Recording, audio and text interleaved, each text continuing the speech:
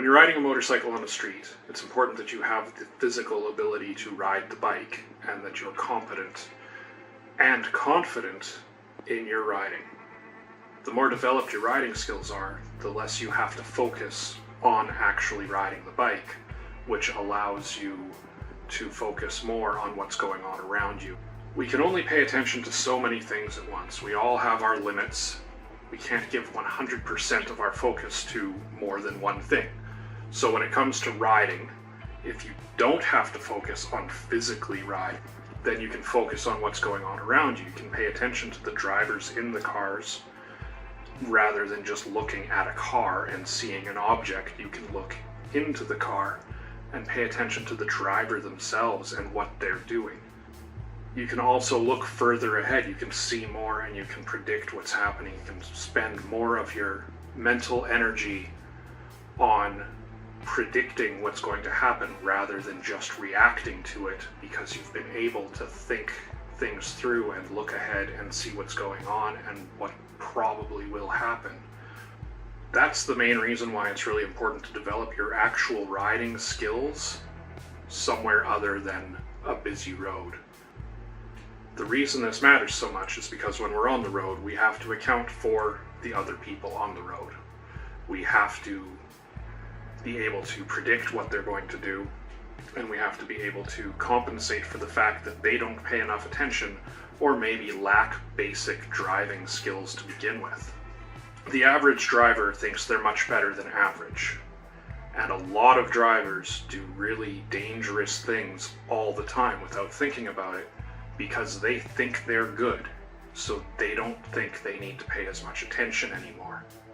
So this is a bunch of things that drivers do that we as motorcyclists have to always keep an eye out for. One of the biggest things that drivers do is not shoulder check properly. Almost nobody shoulder checks when they're doing things like changing lanes. And this goes for motorcyclists too.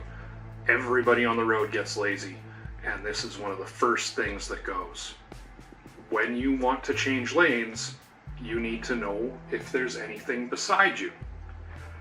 The problem is that people just look in their mirror and think that that tells them all they need to know, when all the mirror does is tell you what's behind you. It does nothing for anyone beside you. It doesn't show you what's beside you.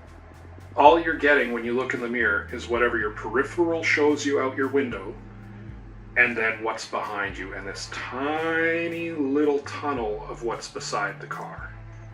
A lot of modern cars have sensors and a little light on the mirror that lights up when there is actually someone beside you, which it's great that manufacturers are recognizing the failings of their customers and are trying to do something to make them safer, but at the same time, this leads to even more complacency.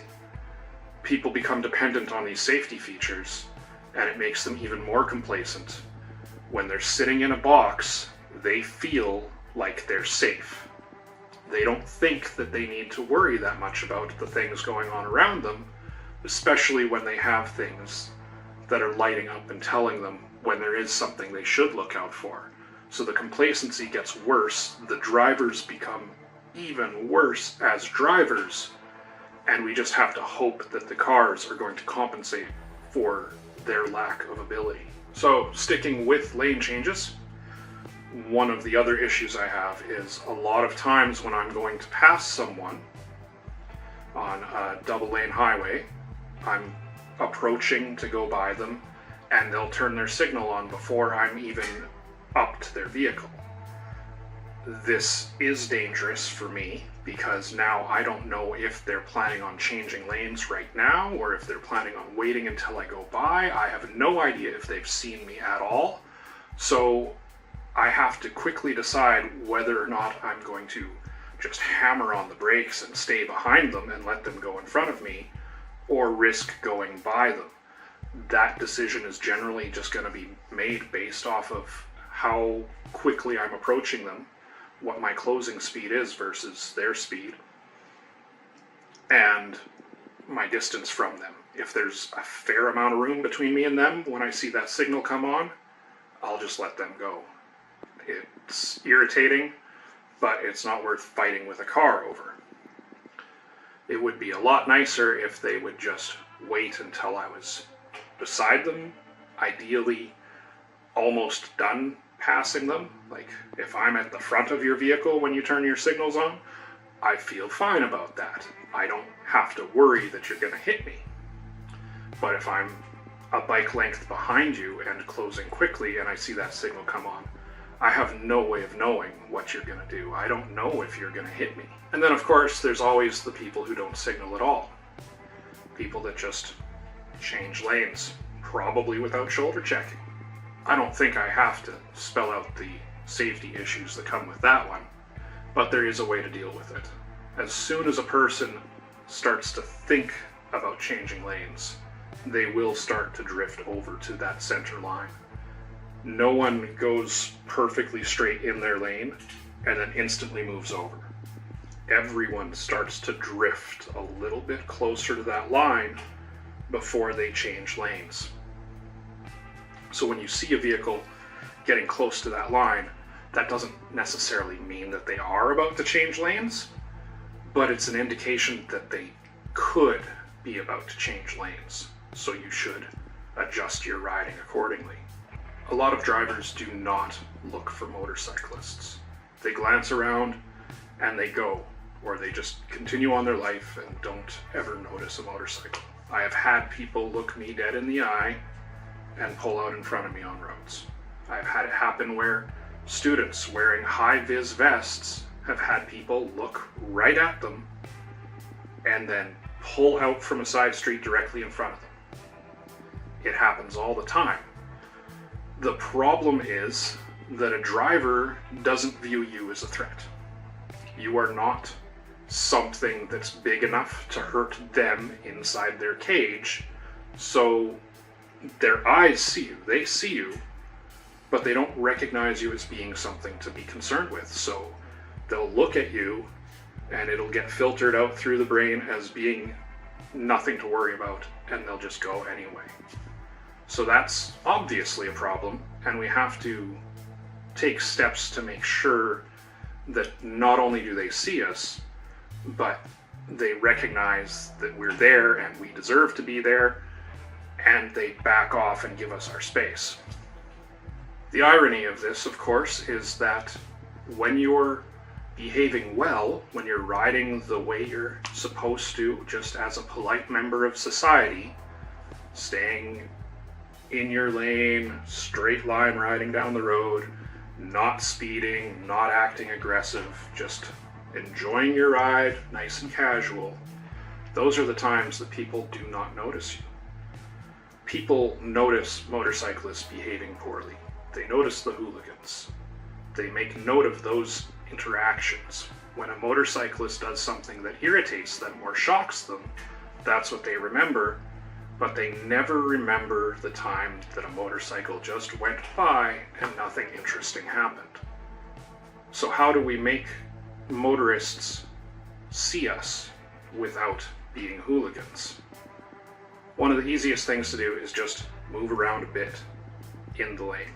Make sure there's no one beside you, obviously, but if you're worried at all about someone seeing you, a little bit of counter steering. Just get that bike wiggling back and forth a little bit. That moves that headlight back and forth, and you only need it to move back and forth a little bit, a couple of feet. And that will get the driver's attention. It'll make them focus on you because they're not used to seeing that. It's an unusual thing, and a car doesn't generally do that. So they'll look. They'll actually have you jar their brain and recognize you as being something that they need to pay attention to. This is especially helpful in low visibility situations because it's very common for a driver to see a single light on a motorcycle and imagine that that's a car a long ways away. A car that's a long ways away from you will have the two headlights just looking like one light. So for drivers that just aren't thinking about motorcycles at all, which is pretty much all of them unless they are motorcyclists themselves, they don't tend to recognize that single close light as being a single close light. They tend to think of it as a car a long ways away, something they don't need to worry about at all.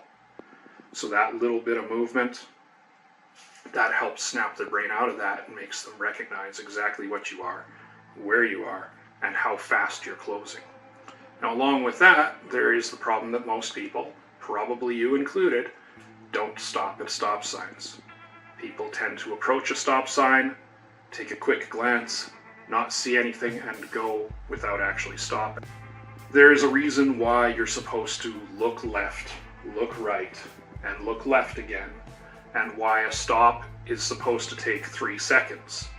That's because for your eyes to see something, for your brain to recognize it, and for you to process the information that your eyes are taking in, takes a full second. If I just quickly look, oh, there's a bike way off in the distance, and go, I have not taken the time to see just how far it is and how quickly it's coming to me. So when people don't stop at stop signs, they're just hoping that they've taken enough information in a quick glance. If there is someone there, it's going to be too late by the time they recognize the problem. And this again happens all the time. People pull out in front of other cars all the time. So they definitely are going to pull out in front of motorcycles. You have to be very careful about who is coming up to the road you're on. Watch out for stop signs. And when you're approaching a stop sign, you have to be careful that the person behind you doesn't rear end you. I have had that nearly happen so many times that I can't count it. I have actually had to blow through stop signs because the person behind me was not stopping, and I would have gotten rear-ended if I had come to a full stop like I intended. Of course, the way to avoid getting rear-ended is to always be checking your mirrors as you're slowing down. You have to be able to keep track of who's behind you and if they're also slowing down, and if they're going to stop or not, just like you have to be keeping track of everything in front of you and making sure that it's going to be safe for you to proceed once you have stopped. Basically, most drivers just don't pay enough attention. Even if they are physically skilled enough to drive a car well, which isn't difficult, they're pretty easy to drive. It's a limited skill set required. It's the paying attention part that differentiates the average driver who thinks they're good from an actual good driver. Paying attention is the thing that makes a driver good. Unfortunately, the vast majority of drivers do not pay very much attention, and they are not good drivers.